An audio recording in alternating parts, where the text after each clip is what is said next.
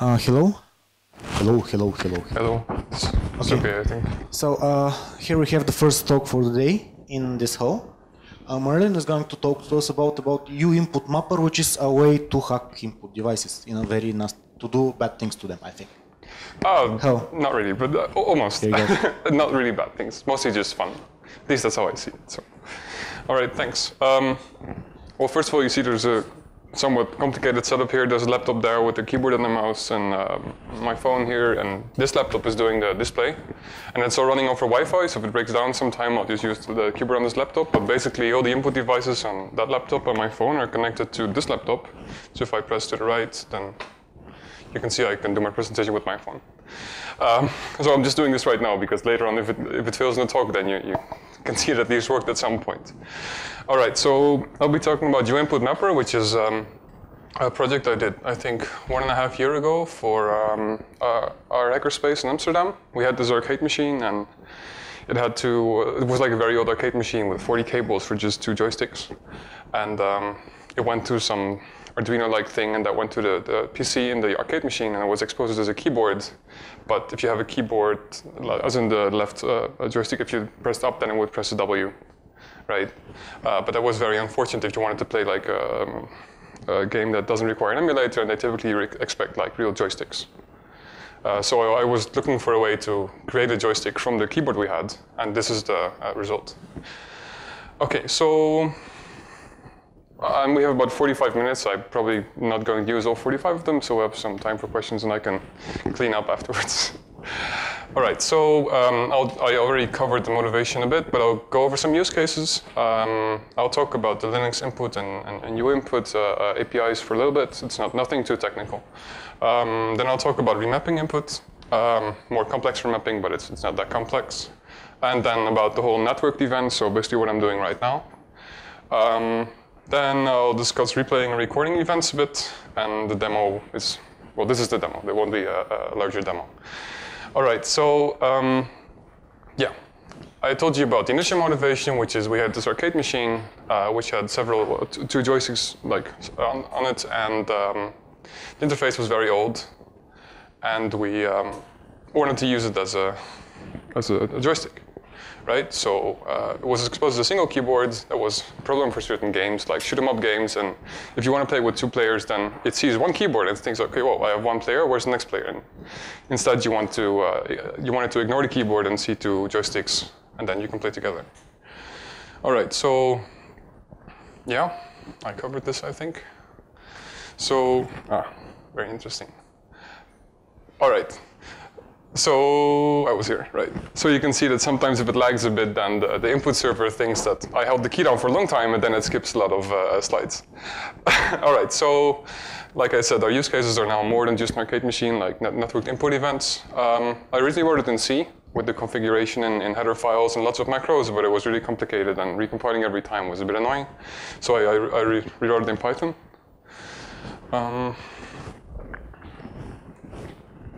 Right, so all the other use cases I've found so far is basically that you can create a virtual mouse from a keyboard. So you have this keyboard, and if you press the up arrow, then the pointer moves up, down, left, right. And if you press Alt, for example, you can simulate a left click or a right click. And a friend of mine who's a very large fan of Emacs, I'm more of a Vim guy myself, but he used the meta key a lot and his control key, so he had his ThinkPad, and he never used the ThinkPad touchpad, but he wanted to use the mouse button as a meta key, or maybe a control key, I'm not sure. So basically that's what we did, and it was just a single keyboard which exposed just 1 button, which was the meta key, and he mapped his mouse to it. All right, so what I'm showing you right now is cloning input devices over the network. That's possible, and you can just forward any amount of input devices. And the fun part is even that if, say, I have this special drawing tablet, right, with a pen, and I plug it in my laptop and has a driver for it, then I can even forward to this laptop without having a driver on this laptop.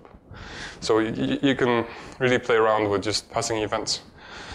Right, and I'll cover this case later, but basically you can also I'm just forwarding my keyboard and mouse right now, but I could also forward the keyboard and then turn it into a joystick on this laptop, right? So you can really have a lot of fun with it. All right, so this also works. Right, so very simply, input devices in Linux, they're just a file, right? That's very nice. They're in the folder dev/input, and then you have the first event. This is probably like your power lid when you close your laptop. That's also an event somehow. And then you have your mouse and your keyboard and other stuff that's plugged in. Typically, you don't have permission to read like raw from these files, but if you're running as root, as I'm right now, then it's no problem, and you can also mess a bit with Unix groups. Right, so typically events, you can, several programs can read from one event. Like the display server can use the mouse, but I can also read it from my SDL game without talking to the display server. Or if you want, you can exclusively grab one event and then no other program can use it, which is typically the case, I think, with touchpads on a laptop. I'm not sure why, but that's how they do it.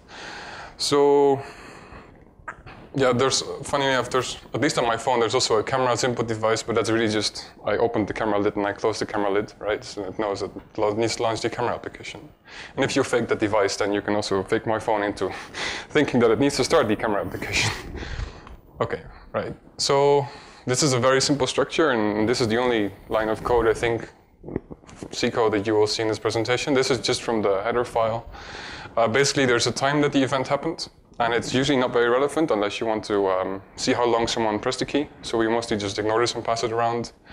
There's a type and a code and a value, so the value can be up, down, or if you have a joystick, then it can be like 0 to 255, depending on sensitivity. There's a type, and the types are an absolute event, which can be like your pen tablet event, or you move your mouse, which is a relative event. Or it can be a joystick event or a key event. So this is just the type, and the code is the actual key. So if I press the key T here, then the type is a key event, and the code is key T. So it's relatively simple, really. So the whole idea is just you read this event from the file, and you write it somewhere else, and then everything else is done automatically, which is why it's, I think, quite nice. So which brings me to the second part, and this is also in the name. It's called uinput, which I think stands for user input, but I'm not sure. Anyway, it's like you can create input devices from user space, right? So with some program, you can create a mouse or a keyboard or anything. The interesting part is that when you create an input device, you don't say, hey, this is a mouse, or hey, this is a keyboard. You just say, I export these buttons, and then whoever uses it will figure out if it's a joystick or a keyboard or a mouse. So it actually took me quite some time to figure out that if I wanted Linux to see it as a joystick, I had to export some fake button which didn't exist, and it's called button joystick. And it doesn't actually do anything. You can't press it, but if you export it, then programs know that it's a joystick. So that's a bit weird. Anyway, and you can settle these certain events that you export over IOCTLs, which is basically just a way to do commands on an open file. Right, so you open the uinput file, which is a special file, and then you say, hey, I want to create a new input device with these keys exported, and then you say, okay, well, make it so, and then you get a file descriptor back, which is basically the same one, but now it's the right side of the input device. So suddenly I can write an event, as we saw before, to say the mouse that I created, and then suddenly the mouse will move. Yeah. Does it work? Maybe. Okay, right. So now we get to back to the idea of the project, which was take events from some input device and write it to another input device that we created. I've said this before. Okay. So there's no configuration here. Okay, we'll get to the configuration later. So right now you can even just take multiple devices and combine them into a single device, which I'm not sure how useful it is, but you can do it regardless, right? And then you need to map buttons to certain devices.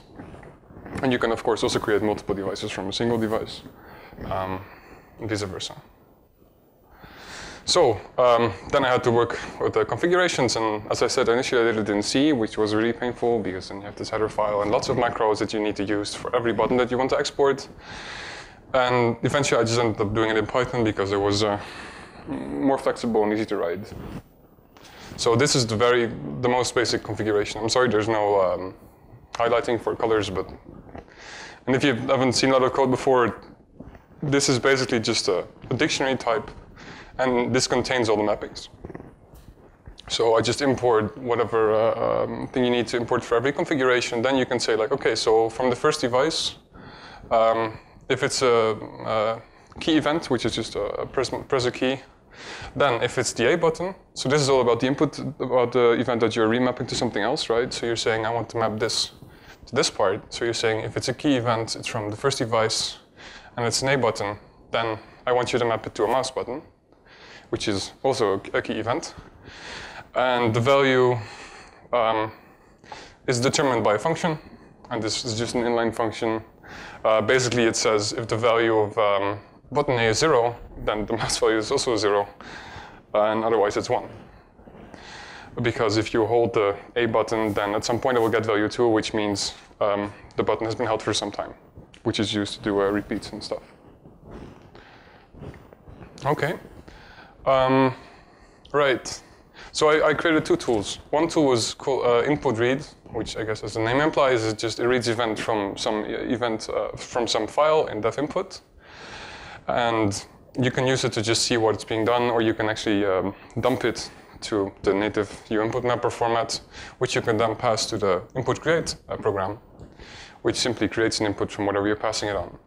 So the way I did this, just a bit of low-level details. Right now I'm using pickle in Python to marshal all the events, which is not safe, as in you can't just take any kind of pickle input from any place because you can override random classes, and it's generally a stupid idea except if you know that the input you're getting is from some trusted environment, and this is what I'm doing right now. I'm planning to use JSON at some point, but I had to write just a bit more to do it, so right now I didn't do that. But basically input read writes some stuff to it's as standard out, and input create reads some stuff from standard in, and that's it, right? But to actually have input create understand what kind of devices is passed to it, it needs to know what kind of buttons are exposed by the input event, by the input device, right? So input read also dumps an entire list of all the buttons that are exposed by the keyboard or the mouse or whatever you're putting in. So this input create knows what keys it needs to create, because you can't say create a mouse device with just 2 buttons, and if you then send, say, key A from a keyboard, then it doesn't do anything. So that doesn't work. You need to know whatever you're going to export on at the time that you create it. So a very nice side effect is that because these are just 2 simple Unix tools, right? You can run them from the command line. You can also forward the std and std out with SSH or netcut or telnet or whatever you want, which is basically what I'm doing right now. This is just, this laptop is logged in on my phone and forwards this keyboard to that laptop, and it does the same with that laptop over there. So everything is done over SSH over the Wi-Fi. Yeah. But like I said, I mean, especially with netcut, it's not a safe way to do this. I mean, the wireless here is open, and you can start picking my devices or see if you can log in onto my laptop, and if I open up a port with netcut to input create, then if you're fast enough, you can do it before me, and then right, you can do nasty, stupid stuff. Okay. So this is the basic synopsis. You have the command input read, and you give it a certain path, like event 7. And -d tells it to dump the events in the native format. So if you don't pass this, then it will just print whatever key you're typing, and you can't pass it to this program. So if you're doing it networked, then there's also SSH here with your user and this command, or the path to the command if it's not in if it's not installed in user bin or something. And if you don't do it network, then just omit this part, right? And put a pipe here. Then, so it's really quite trivial. And if you're doing configurations, any argument passed to input create will just be a Python file that will be included and sourced as before, and it will just work. So I'll quickly go back to the configuration here. So it will call input create will call this function. And you can do whatever you want in this function. You can open a file, but it wouldn't be very useful because it's just a configuration. You can open a socket, but it's pointless, right? So it's passed this argument, which is C, and C is the configuration of the input device that you're creating something from, right? So if I have a keyboard, then C will contain all the keys this keyboard has. And typically they'll be mapped to the same thing. So then it would say event key button A is mapped to event key button A. And the value is just left empty, which means pass it through and just pass through the value. And in a more recent configuration, I also added another argument, which is just, I think, a dictionary with names, so you can actually give the devices a nice name. I'm already using that right now, but apparently not in the presentation. And basically, you can do whatever you want with this configuration, right? So you can remove all the key events, which is what I'm doing right now. So anything that was a key event is removed from the first device. So even if there were like 100 buttons that were removed, then I just say, okay, the only thing I add right now is what's in here, which is just map button A to our mouse button. Okay. So we did this. All right, so once I had this done, I figured you're just writing to std out. Why not write to a file, right? You can just save it for later and then replay it. I'm not going to demo that right now, but essentially I could have done that. So the idea is that there's this tool called input-replay, named like the other tools, and the idea is it's basically the same as input-read, but it writes it to a file and it remembers some time, right? So you run it and then it thinks, okay, what's the time right now? Okay, I'll save that because then I know when the other events are done since this point of time. So if after 1 second you press the key, then it knows that after 1 second it needs to press a key. Right, so it's really simple. It's like you read with input read, and you basically the same as before, but instead of passing it to input create, you just write it to a file, in this case called readme or replay me. And with the tool input replay, you pass it a file replay, and it just does what you did. So if you wait for 5 seconds, then wiggle the mouse a bit, and then type a bit, and then you stop the program, and if you do this, then it will do exactly the same thing. Of course, I'm not sure if it's like useful for speedruns, for emulators or something, or to show your friends what you've done in your game. Because, I mean, it's not real time, and the time should be more or less accurate, but you know, it's not completely deterministic, but that was never the goal. It's just funny that you can do it, I guess. I haven't really found a use for this yet. But maybe if you're doing a presentation and you want to do some live coding demo, then you can type it first, right? And then, I don't know. Okay. So, one of the success stories, at FOSDEM last year, I was there with a few friends in a hotel, and it had Wi-Fi, and well, HD-ready television. And I actually brought 2 laptops. So one of my laptops was connected to the television over HDMI, and they were all on the Wi-Fi, and the Wi-Fi was like here, not firewalled, so you could connect to anyone. And everyone else was just lying on the bed, as was I, with our laptop and our keyboard forwarded to this machine, which was connected as an over Wi-Fi to the TV, and then we were just playing, I think it was Super Mario War and some shoot 'em up game. And it was really weird because we were just lying down with a keyboard, all just playing this game over Wi-Fi, and the input latency was actually quite good. We tried it with my phone's hotspot first, but the latency wasn't very good, but with the hotel Wi-Fi it actually worked quite well. Right, so basically what I already said, just connect the laptop keyboards and play some game. So essentially you can use this to, if you just want to do a multiplayer, but your laptop doesn't have a lot of USB plugs, or you have this weird joystick that you want to forward to another laptop and you just want to game with friends, you can just do it, right? It's all over network, and especially over Ethernet, you don't really notice the latency. Just cable is just perfectly fine. Okay, right, so latency was quite low, and we weren't that bored anymore. All right, so the other success story is obviously what I already told you, but I'll just tell it again for some people who just entered. Basically, there was a single keyboard, and we remapped to 2 joysticks, and the configuration is online somewhere. And in this case, we also make custom mappings per game, because we had a lot of different games, and some games just wanted to use the keyboard, but others wanted like some special mapping. So you wanted if you have a joystick, then going up should not map to a joystick, but to something else, like a mouse or whatever. And because the arcade machine had no touchscreen, just the joystick interface, then we wrote something in Pygame. It's a very simple game launcher. We initially, when the game launcher started, uinput-mappers also started, which turns the joysticks into a mouse, so you can navigate through the menu with your mouse, or even start a browser and use it in the browser. It's not. It works, but it's not like the best way to work with your mouse, but it works. Right. Okay, so I think that's it. I think we have plenty of time left, so. Some resources, the homepage, it's on our wiki, the sources on GitHub. I made some packages for my phone, the MIMO phone, which runs X and normal Linux, which is why it's relatively easy to do it from my phone. I'm not sure how it works on Android. Might be possible, but I don't know. And I made some package for Gentoo. And there's a blog post on basically what I described just now. That's it. Thanks.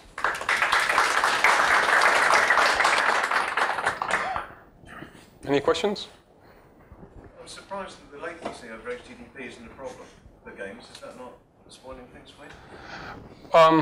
No. I mean, it really depends on the game you're playing. I guess if you're a professional Counter-Strike player or something, then it doesn't work that well. But for the games we played, I mean, Super Mario Wars, basically you have to bump on each other's head, right? So it's already quite a chaos. And over Wi-Fi, I agree that sometimes that might not be the best thing, but for those games, it worked out quite well. So yeah, I mean, the mouse is also forwarded, so you can see the latency is not that bad, right? Other questions?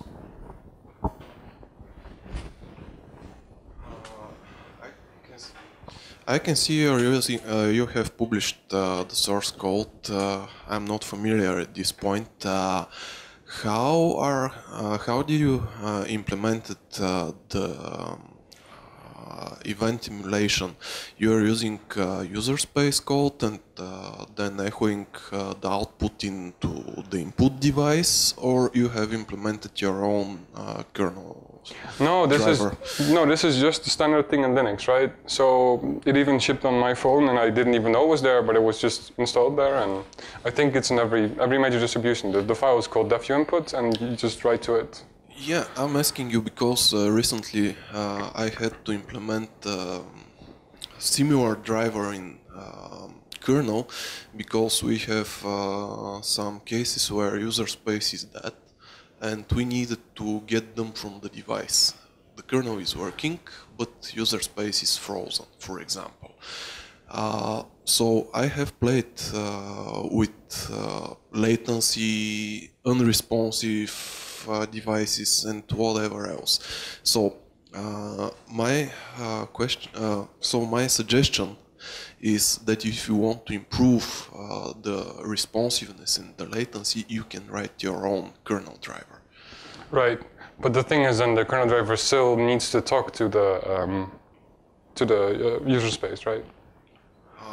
Yeah, but you can do all these remappings in kernel and you achieve better responsiveness. I guess so, but I mean, right, yeah, I guess so. I mean, when I switched from C to Python, I didn't really notice a difference in latency as well, even though you would think that if you do it in Python, it's a lot worse. But I mean, even if you're moving the mouse all the time, the CPU usage is like 10%.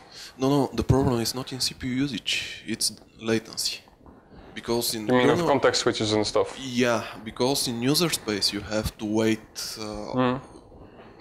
before you get the processor again through. But then all the processes are scheduled, which are pending. But in kernel you can get a high priority kernel thread, and you right, sure, yeah. I mean, you don't have the context switches to user space and all that stuff, and you don't have to switch from kernel mode to user. So sure. just a suggestion, because I did fight with similar problems soon. Okay. Well, like I said, I haven't had a lot of latency issues apart from my phone having a crappy 2.4 gigahertz wireless. But mostly it's been. But thanks for the suggestion. So my question is that.